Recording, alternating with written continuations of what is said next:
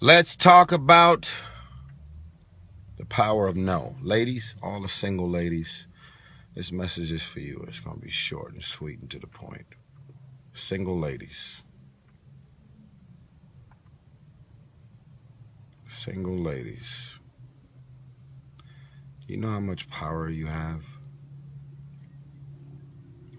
Now, a lot of times you deal with the scrutiny of being called a lonely.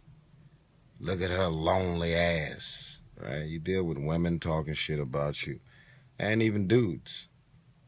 But you know, I've went on record and said that tramps, skeezers, sluts, hoes, women that have no education, no standards, pretty much anybody and everybody that wants to talk to them, they just open up and they just do it. They're never without a man.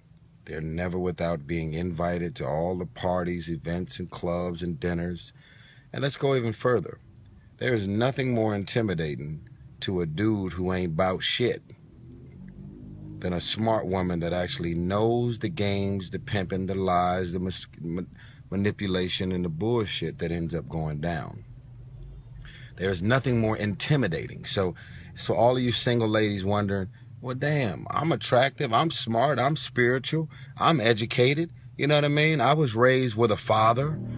I got brothers, who took care of me. I know some things, Why am I single? Well, you just answered your question. The reason you're single is because you know some shit.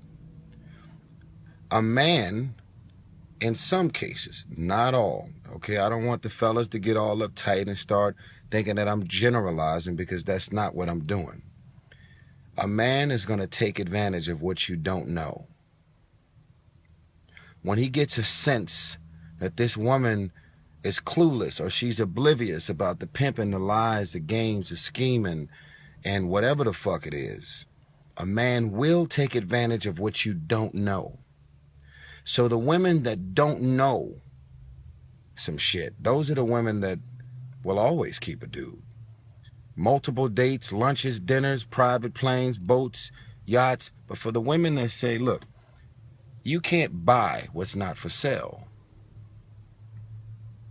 I'm not for sale. So all of your materialistic things and money and cars and trying to swoop me off my feet from buying me purses and handbags and we just met, you can't buy what's not for sale. So I'm not impressed with all of that random shit that you're doing. That's very intimidating, because the gullible woman that's not really on top of her shit like that, she'll just meet a dude and got him buying bottles in the club, red bottom shoes, purses, handbags, watches, and all the whole shit. And then the man will say, well, damn, you weak because you don't even know me. And you're accepting all of this shit that I'm buying. Now, if you a pimp, then pimp on. Ladies, if you out here getting money and you don't give a fuck how it comes and where it comes from, and you just out here hustling, getting money, and you're specifically aware of it, I salute you. You go on and do what you got to do to get money. But for all you women out here on the fence questioning, I'm smart, I love Jesus, I'm educated, both my mother and my father were married and stayed together forever, so the foundation and my DNA makeup, as far as who I am as a woman, I am confused as to why I'm single. And because you're single doesn't mean you're lonely. Because there is a such thing as loving yourself so much and enjoying yourself so much to where you're not lonely because you're alone without a man. However, I think women specifically are going a little too far with this independent shit. And this is what I mean. I wrote a chapter about this in my book, Manology. Look it up online on iBooks, iTunes, Nook and Kindle and all of the digital formats. Just do a search.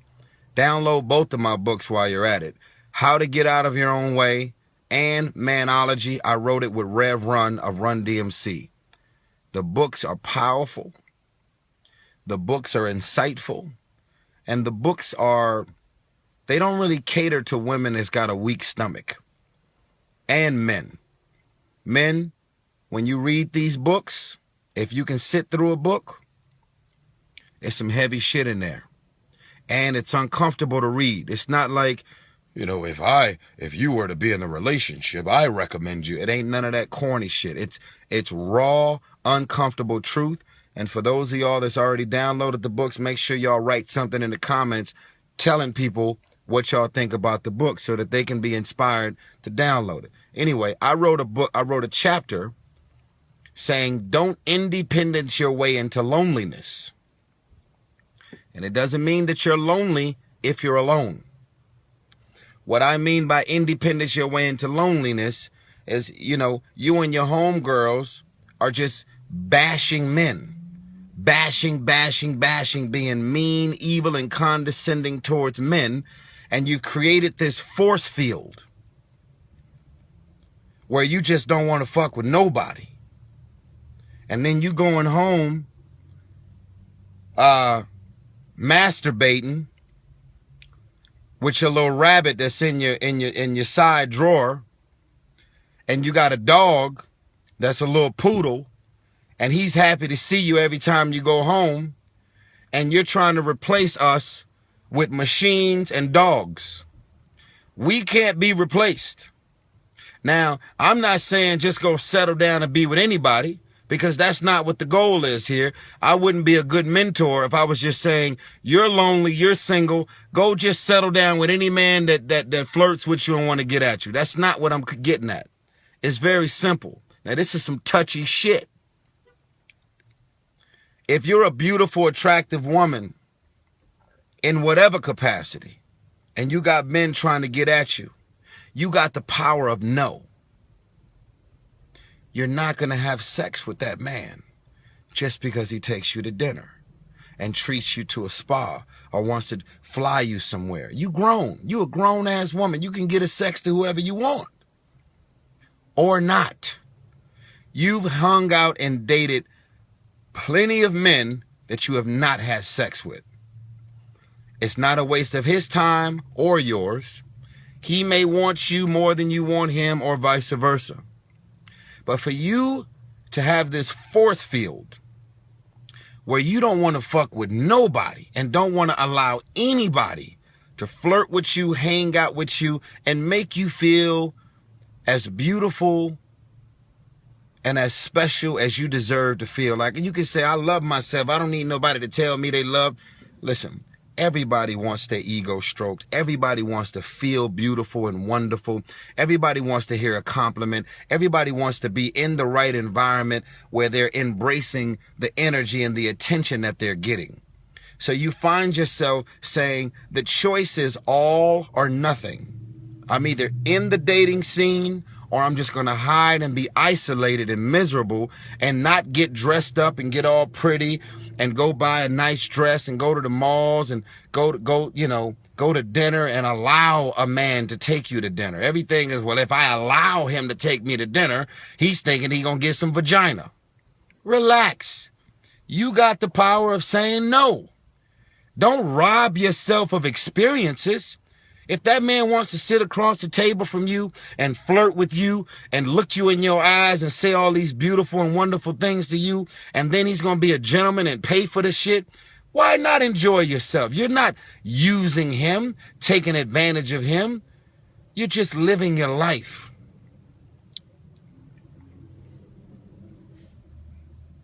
You know, I often wonder if people are still listening to the videos, man. I get discouraged sometimes because familiarity breeds contempt, you know? And when people get too familiar with you doing videos back to back to back, just maybe what you're saying and doing falls on deaf ears. I don't have to do this shit. I'm doing it because I love you. And there's so many people that justify what they're doing, how they're doing it, and who they're doing it with or not. And they live their lives according to that. And all I'm trying to do is just trying to get you to consider new thoughts, views, and perspectives so that things can be a little better. A lot of us are very extreme with what we do. Oh, fuck men. They lie, they cheat, they ain't shit, and they this and that. And guess what? Most of what you're saying is true.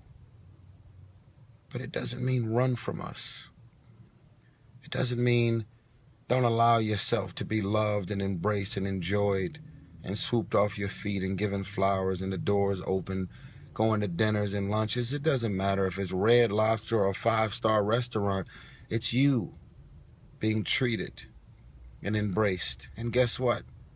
Life is a menu. Whoever and whatever you order for your life is what's going to be delivered to the table. I'll say it again. Your life is like a menu. Whoever and whatever you order for your life is what's going to be delivered to the table. So you may have 20 guys that try and get at you in 1 week. You may have 3 guys. If you order it, you'll give them your email, your phone number, or the new way of dating is social media. Follow me on Twitter, Instagram. Send me a DM. Let's exchange. However way you do it, you do it. Live your life. Don't be isolated. Enjoy the fruits of your beauty. Enjoy it. And if you don't like somebody, block their number and stop fucking with them. Other than that, if they want to embrace you, give you love, show you love, flirt, show you off, go to clubs, parties, hang out, go to dinners, events, what else are you doing? Nothing. You work your ass off. You're smart. You know when people are bullshitting you. You got discernment, instincts, and intuition. You know when people are full of shit. So, even if some guys are a little full of shit, if they seem to have good charm and good energy and they want to hang out with you, then go ahead, man. Live your life. Don't just go to work, clock in, clock out, and then go home to a poodle and masturbation. That's not it. That's not it. So don't independence your way into loneliness. If you make it to the end of this message, I want you to write #LoveMenu. #LoveMenu. I just need to know that you're ordering something very differently for your life. That's if you understand this message. I'm out. Single ladies, I'm single too. Let's talk about it.